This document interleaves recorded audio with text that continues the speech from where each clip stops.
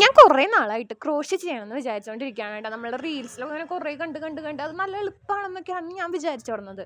അപ്പോൾ ഞാനത് വാങ്ങാമെന്ന് വിചാരിച്ചു. അങ്ങനെ ഞാനും എൻ്റെ കൂട്ടുകാരത്തിയും കൂടി ഫെജിയിലേക്ക് പോയി. ഫെജിയിൽ പോയപ്പോൾ അവിടെ ഒരു നീഡിലിൻ്റെ കിറ്റിന്, ക്രോഷ്യ കിറ്റിന് എത്രയാണെന്ന് വെച്ച് കഴിഞ്ഞാൽ 700 രൂപ അങ്ങടാട്ടാ. അപ്പോൾ ഒരു നീഡിൽ വാങ്ങാമെന്ന് വിചാരിച്ചു.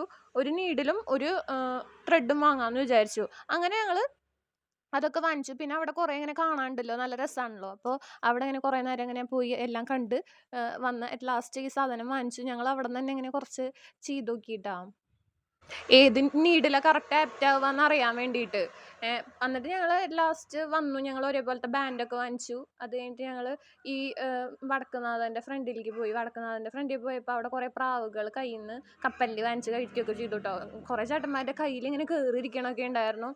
അങ്ങനെ ഞങ്ങൾ അവിടുത്തെ ഇങ്ങനെ കാഴ്ചകളൊക്കെ കണ്ട് ലാസ്റ്റ് വീട്ടിലേക്ക് വരാമെന്ന് വിചാരിച്ചു കേട്ടോ. വീട്ടിലേക്ക് വന്ന് നോക്കിയപ്പോഴാണ് മനസ്സിലാവുന്നത്, ആ ത്രെഡിൽ തന്നെ എഴുതിയിട്ടുണ്ടാവും അതിൻ്റെ പിന്നിൻ്റെ ഇതെന്ന് 3/4 പക്ഷെ ഞാൻ വാങ്ങിച്ചത് 6. എൻ്റെ കഴിവ് എന്ത് കഴിവാ. പിന്നെ മണ്ടത്തരം ചെയ്യാൻ ഫസ്റ്റ്